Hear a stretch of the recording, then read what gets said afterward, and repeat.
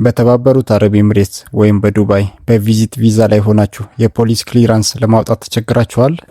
ዛሬ ወርቃማ መረጃ ይዤላችሁ መጥቻለሁ። ብዙዎቻችሁ በውስጥ መስመር ደጋግማችሁ በጠየቃችሁኝ ጥያቄ መሰረት እጅግ አስፈላጊ የሆነውን ይህን ሰርተፍኬት በቀላሉ የምታገኙበትን መንገድ ደረጃ በደረጃ አሳያችኋለሁ። እስከ መጨረሻው አብራችሁን ቆዩ። ሂደቱን ለመጀመር በመጀመሪያ የሚያስፈልጋችሁን ሰነዶች ማሟላት ይኖርባችኋል። እነዚህም ፓስፖርትና አሁን ያላችሁበት የቪዚት ቪዛ ኮፒ ናቸው። እነዚህን ዶክመንቶች ይዛችሁ በአቅራቢያችሁ ወደሚገኝ ማንኛውም የታይፒንግ ሴንተር በመሄድ የፖሊስ ክሊራንስ ሰርተፍኬት ማውጣት እፈልጋለሁ ብላችሁ መጠየቅ ብቻ ነው። እዚያም ማመልከቻችሁን በመሙላት ለአሻራ የሚሆን የፈቃድ ወረቀት ፕሪንት አድርገው ይሰጣችኋል።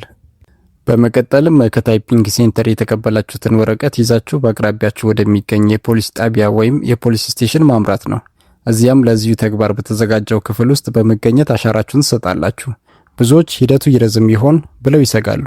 ነገር ግን የኤሚሬትስ ፖሊስ አሰራር እጅግ ዘመናዊና ፈጣን በመሆኑ ብዙ ጊዜ አይወስድባቸውም። በመጨረሻም አሻራ ከሰጣችሁ በኋላ ባሉት ጥቂት ቀናት ውስጥ ሰርተፍኬቱ ዝግጁ ይሆናል። እንደ ሁኔታው በአጭር ጊዜ ውስጥ ማለትም በ24 ሰዓት ውስጥ ወይም ቢበዛ ከ2 እስከ 3 ቀናት ባለው ጊዜ ውስጥ የፖሊስ ክሊራንስ ሰርተፍኬታችሁን ማግኘት ትችላላችሁ። ቪዛችሁን ወደ መኖሪያ ፈቃድ ለመቀየር ይህ ሰርተፍኬት የግድ አስፈላጊ ነው። የዛሬው መረጃ ጠቃሚ ሆኖ እንዳገኛችሁ ተስፋ አደርጋለሁ። መሰል ወቅታዊና ጠቃሚ መረጃዎች እንዲደርሷችሁ ቻናሉን ሰብስክራይብ አድርጉ። ጥያቄ ካላችሁ ኮሜንት ላይ አስቀምጡልኝ፣ በደስታ መልሳለሁ። ይህን መረጃ ሊጠቅማቸው ይችላል ለምትሏቸው ሰዎች ሼር አድርጉ። ቪዲዮንም ላይክ በማድረግ አበረታቱኝ። በሚቀጥለው ቪዲዮ እስክንገናኝ ቸር ሰንብቱ።